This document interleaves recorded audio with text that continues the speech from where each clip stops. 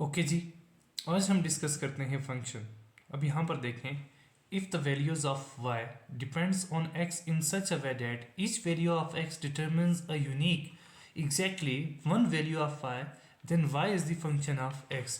कहते हैं जी कि अगर हम एक फंक्शन को डिफाइन करते हैं तो कहते हैं जी कि if the value of y depends on x, कि अगर y की वैल्यू x के ऊपर डिपेंड करती हों, ठीक है, और x की हर वैल्यू के लिए y के अंदर एक यूनिक वैल्यू मौजूद हो, एग्जैक्टली वन हो, तो मौजूद हो, तो उस वक्त हम उस को क्या कहेंगे, वो हमारे पास क्या होता है, वो फंक्शन होता है। और symbolically we can write functions as y is equal to F of x। और नेक्स्ट देखें,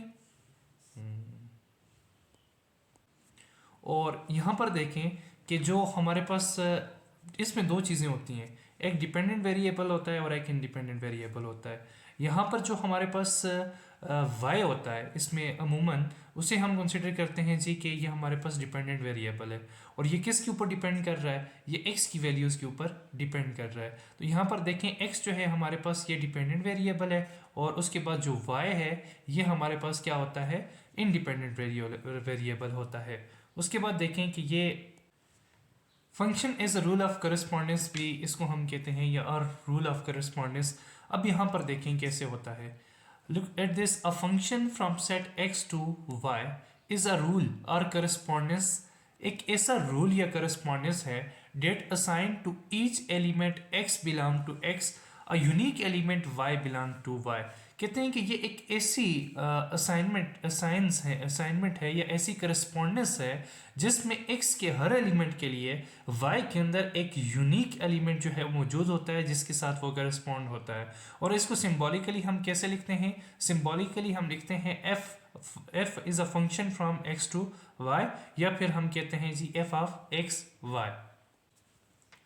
और यहाँ पर जो एलिमेंट्स ऑफ x होते हैं, ठीक है, x के मतलब लेट्स सपोज के फंक्शन है हमारे पास फ्रॉम x टू y, और यहाँ पर x के अंदर भी कुछ एलिमेंट्स मौजूद होंगे और y के अंदर भी कुछ एलिमेंट्स मौजूद होंगे, और जो x के अंदर एलिमेंट्स मौजूद होंगे उनको हम कहेंगे जी प्री इमेजेस। और उसके बाद जो x के एलिमेंट्स, ठीक है, जो y के एलिमेंट्स को एज्यूम करेंगे, मीन्स के x के एलिमेंट्स की जो इमेजेस y के अंदर मौजूद होगी, तो वो हम कहते हैं कि जी images and the corresponding elements of y are called images। इसके बाद देखिए हम एक एग्जांपल से इसको क्लेरिफाई करते हैं कि कौन सा फंक्शन होता है और कौन सा फंक्शन नहीं होता। यहाँ पर देखें एक एग्जांपल है हमारे पास, let x is equal to abc and y is equal to 1 to 3, state whether or not indicated by the following figures are functions from x to y or not। अब यहाँ पर देखें हमारे पास तीन फिगर्स हैं, ठीक है, जो कि x से y मैपिंग या करस्पॉन्डेंस को शो कर रही हैं। हमने ये बताना है कि आया कि ये जो फिगर्स हैं ये एक फंक्शन को रिप्रेजेंट कर रही हैं या नहीं कर रही। तो यहाँ पर सबसे पहले फिग 1 को देखें। फिग 1 में देखें, यहाँ पर सबसे पहले आपको पता होना चाहिए कि फिग 1 में x जो हमारे पास सेट है उस पर कितने एलिमेंट्स हैं, 3 एलिमेंट्स मौजूद हैं हमारे पास। देखें एक एलिमेंट a है, b है, c है, और उसके बाद उसके करस्पॉन्डेंस y में कितने एलिमेंट्स हैं, 3 एलिमेंट्स मौजूद हैं। देखें ये a, b और c 3 एलिमेंट्स आ गए। सिमिलरली यहाँ पर भी 3 एलिमेंट आ गए। अब जो फंक्शन के लिए सबसे इम्पॉर्टेंट रूल है वो ये होता है कि x जो कि डोमेन ऑफ द फंक्शन होती है उसके सारे के सारे एलिमेंट्स जो हैं उनको कोई ना कोई इमेज लाजमी मौजूद होना चाहिए। अगर x के अंदर कोई भी ऐसा एलिमेंट मौजूद है कि जिसकी इमेज y के अंदर मौजूद नहीं है तो वो कभी भी फंक्शन नहीं होगा। तो यहाँ पर देखें a का फंक्शन हमारे पास, यहाँ पर a का जो है इमेज यहाँ पे क्या है, 1 है, b का इमेज 3 है, जबकि c का यहाँ पर कोई भी इमेज मौजूद नहीं है। So in the figure 1 the correspondence is not a function. उसके बाद देखें नंबर 2 में, यहाँ पर देखें जो x होगा, ठीक है, उसके लिए यूनिक वैल्यू y के अंदर मौजूद होनी चाहिए, ठीक है। अब यहाँ पर देखें b जो है, देखें a जो है ये करस्पॉन्ड कर रहा है किसके साथ, 1 के साथ। उसके बाद b देखें, b की करस्पॉन्डिंग हो रही है किसके साथ, 1 के साथ भी और 3 के साथ भी। Is it possible? No. For example कि क्या ये पॉसिबल है कि एक फंक्शन है आपके पास, जब उसमें आप वैल्यू पहले 1 पुट करते हैं तब भी आपके पास आंसर b आता है, उसके बाद 3 पुट करते हैं तब भी आपके पास आंसर b आता है, तो ऐसा पॉसिबल नहीं होता, ठीक है। और अब इसकी आपको एक और इम्पॉर्टेंट एग्जांपल्स दूं तो यहाँ पर लेट्स सपोज देखें कि ये जो x का फंक्शन है ये गर्ल्स है और जो y का फंक्शन है ये बॉयज़ है। ठीक है, अब देखें एक बॉय जो है वो डिफरेंट गर्ल्स के साथ मैरी कर सकते हैं। ठीक है, अब ये देखें 2 जो है ये C के साथ भी अटैच है, A के साथ भी अटैच है। Is that clear? देखें गर्ल्स हैं, A गर्ल ने भी 2 के साथ मैरी की हुई है, C गर्ल ने भी 2 के साथ मैरी किया हुआ है। इट इज़ नॉट आर्ट, ये ठीक है। अब यहाँ पर देखें बी एक गर्ल है जो कि 1 के साथ भी शादी कर रही है और उसके बाद 3 के साथ भी कर रही है। Is it possible for a girl to marry with a 2 boys at the same time? No, this is not possible, so this is not a function. अब थर्ड देखें, थर्ड हमारे पास क्या है? देखें A है, इसने करस्पॉन्डेंस है किसके साथ? 1 के साथ। और उसके बाद देखें B है जिसकी करस्पॉन्डेंस है 2 के साथ, C है जिसकी करस्पॉन्डेंस किसके साथ? 1 के साथ है। ठीक है, A जो है X के सारे एलिमेंट्स मैप हैं। ठीक है, और देखें यहाँ पर कोई भी एक एलिमेंट X का 2 इमेजेस नहीं दे रहा, so this is a function. So 1 is not a function, figure 2 is not a function, but figure 3 is a function.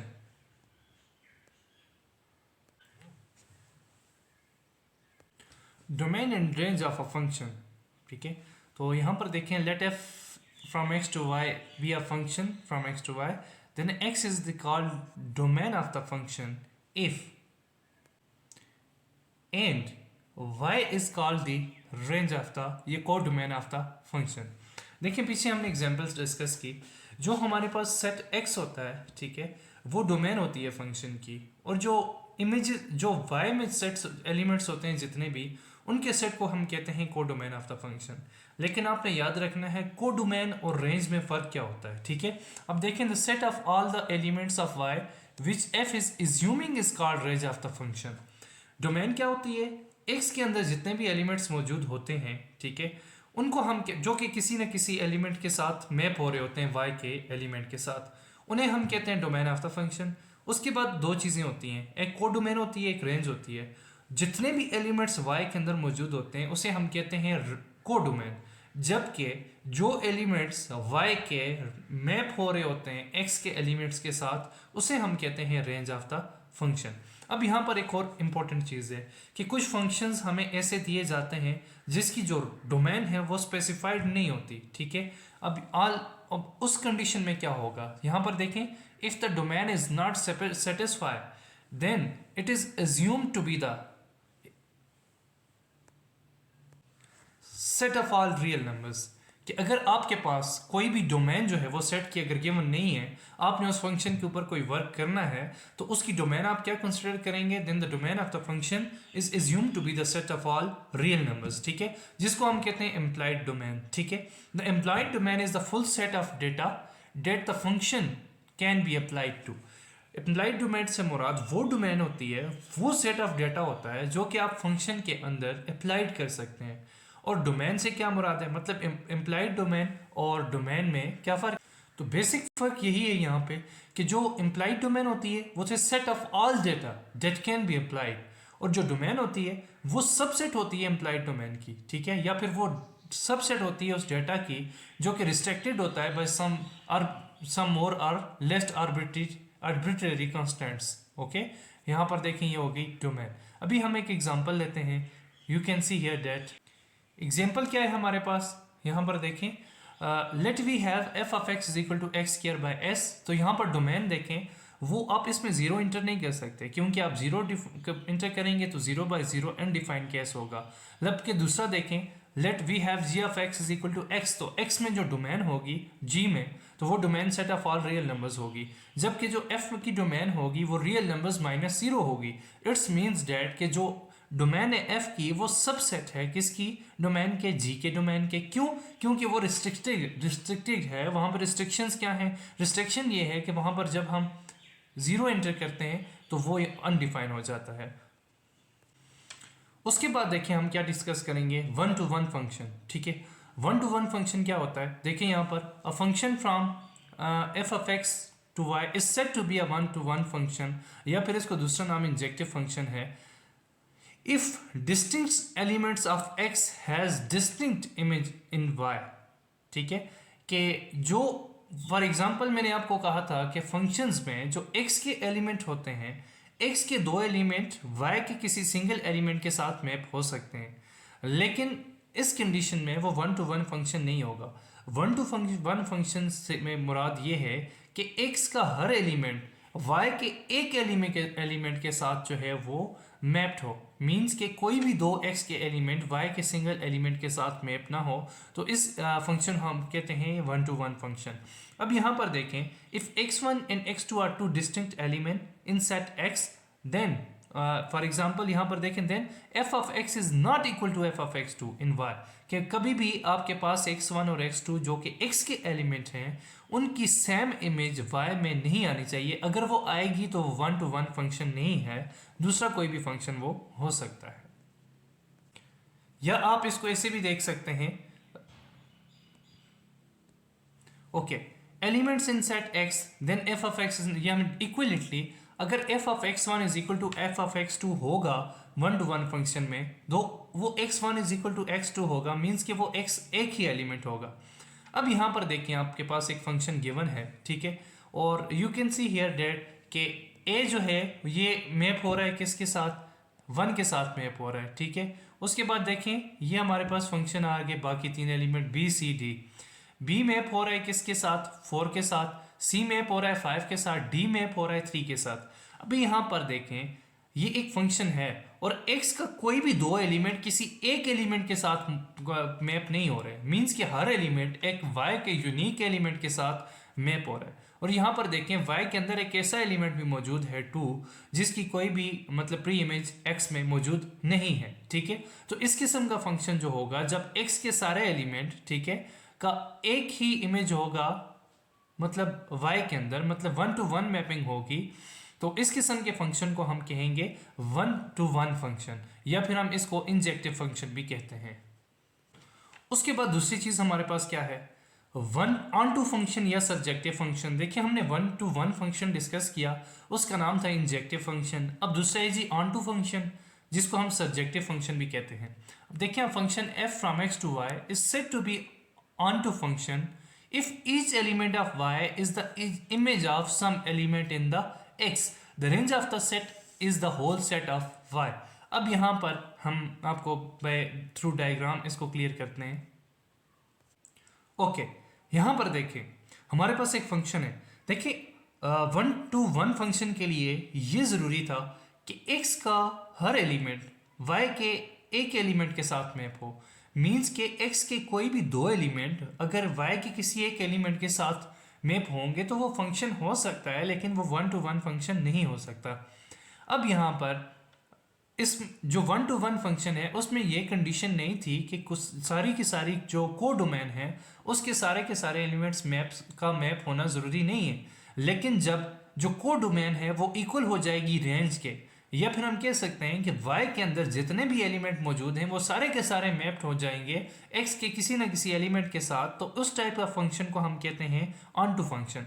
अब यहाँ पर देखिए आप कि y जो सेट है इसके अंदर 4 एलिमेंट्स मौजूद हैं 1 2 3 4, और ये सारे के सारे मैप्ड हैं x के किसी ना किसी एलिमेंट के साथ। तो इस टाइप ऑफ कंडीशन को या इस टाइप ऑफ फंक्शन को हम कहते हैं ऑन टू फंक्शन। उसके बाद नेक्स्ट हमारे पास होता है जी बाइजेक्टिव फंक्शन। ऐसा फंक्शन जो कि 1 to 1 भी हो और ऑन टू भी हो, मतलब y का हर एलिमेंट x के सिर्फ x के हर एलिमेंट के साथ मैप हो, और दूसरा y का हर y का सिर्फ एक ही प्री इमेज मौजूद हो, किसी भी y के एलिमेंट के दो प्री इमेजेस x में मौजूद ना हो, तो इस टाइप ऑफ फंक्शन को बाइजेक्टिव फंक्शन कहते हैं। या सिंपली हम कह सकते हैं ऐसा फंक्शन जो इंजेक्टिव या सर्जेक्टिव दोनों हो तो उसको हम बाइजेक्टिव फंक्शन कहते हैं। तो यहाँ पर देखें a function f from x to y is said to be a bijective function if it is both 1 to 1 and on to function। तो इसको एक्सप्लेन करते हैं विया डायग्राम। यहाँ पर देखें एक से एक फंक्शन है, ठीक है, जिसके अंदर कितने एलिमेंट्स मौजूद हैं v w x y z 5 हैं। उसके बाद 1 2 3 4 5 y के अंदर मौजूद हैं। अभी आप देखें यहाँ पर x का हर एलिमेंट मैप है, y का हर एलिमेंट मैप है, y के अंदर कोई भी ऐसा एलिमेंट मौजूद नहीं है जो कि मैप ना हो। दूसरी बात यहाँ पर देखें y का हर एलिमेंट x के किसी एक ही एलिमेंट के साथ मैप है, y का कोई भी ऐसा एलिमेंट नहीं है जो कि x के अंदर दो प्री इमेजेस रखता हो। इट्स मीन्स डैट कि ये जो फंक्शन है ये हमारे पास 1 to 1 भी है और उसके बाद ऑन टू फंक्शन भी है। तो ऐसा फंक्शन जो होगा हमारे पास उसको हम कहते हैं बाइजेक्टिव फंक्शन। यहां पर देखें एग्जांपल है, show that function f from r to r defined by f of x is equal to 3 minus 5x is both 1 to 1 and on to bijective function. हमने बताना है जी कि एक फंक्शन है हमारे पास, कौन सा है फंक्शन है जी f of x is equal to 3 minus 5x। तो हमने ये बताना है कि ये जो फंक्शन है ये इंजेक्टिव भी है और बाइजेक्टिव भी है। तो लेट करते हैं जी, कोई भी दो एलिमेंट्स लेते हैं, ठीक है, कोई x में से, ठीक है, x क्या होती है डोमेन में से। तो देखें जी, we have f of x1 is equal to 3 minus 5x1, f of x2 is equal to 3 minus 5x2। if f of x1 is equal to f of x2 then 3 minus 5x1 is equal to 3 minus 5x2, x1 is equal to x2। तो ये कौन सी condition है कि जब x1 और x2 हो, तो ये हमारे पास 1 to 1 की कंडीशन है कि अगर 1 to 1 कंडीशन होगी उसमें अगर कोई एलिमेंट्स, दो एलिमेंट्स x के मैप्ड हो रहे होंगे y के किसी सिंगल एलिमेंट के साथ, तो वो जो एलिमेंट होंगे वो सेम होंगे, मीन्स कि वो एक ही एलिमेंट होगा, कोई भी दो एलिमेंट x के y के किसी सिंगल एलिमेंट के साथ मैप नहीं होंगे 1 to 1 फंक्शन में। तो यहाँ पे ये क्लियर होता है कि जी ये जो फंक्शन है ये जो है 1 to 1 फंक्शन भी। अब देखते हैं कि आया ये ऑन टू फंक्शन है भी या नहीं है। ऑन टू के लिए हम क्या देखते हैं कि जो y हो, मतलब जो रेंज हो वो सेट ऑफ y के इक्वल हो। तो यहाँ पर देखें जी, now the range of f of x is equal to 3 minus 5x is the whole set of real number. देखें यहाँ पर पूरे का पूरा रेंज जो है ये कंप्लीट डेटा है, मतलब कंप्लीट सेट है रियल नंबर का, कोई इसका सबसेट नहीं है, कोई भी रिस्ट्रिक्शन यहाँ पर मौजूद नहीं है। So it is onto. तो इसका मतलब है कि ये ऑन टू फंक्शन भी है, क्योंकि हमने कहा था जी कि जो ऑन टू फंक्शन होता है उसकी जो रेंज होती है, ठीक है, वो सारी की सारा सेट y मौजूद होता है। तो यहाँ पर देखें डोमेन क्या थी, डोमेन इसमें रियल नंबर है, तो यहाँ पर रेंज क्या है वो भी रियल नंबर है, ठीक है। So hence this is both 1 1 and onto function. तो 1 1 और ऑन टू जो फंक्शन होता है, ठीक है, उसे हम बाइजेक्टिव फंक्शन भी कहते हैं। ओके जी, आज का तक इतना ही। नेक्स्ट में हम डिस्कस करेंगे कि लीनियर फंक्शन क्या होते हैं, क्वाड्रेटिक फंक्शन क्या होते हैं। ओके, थैंक यू, अल्लाह हाफिज़।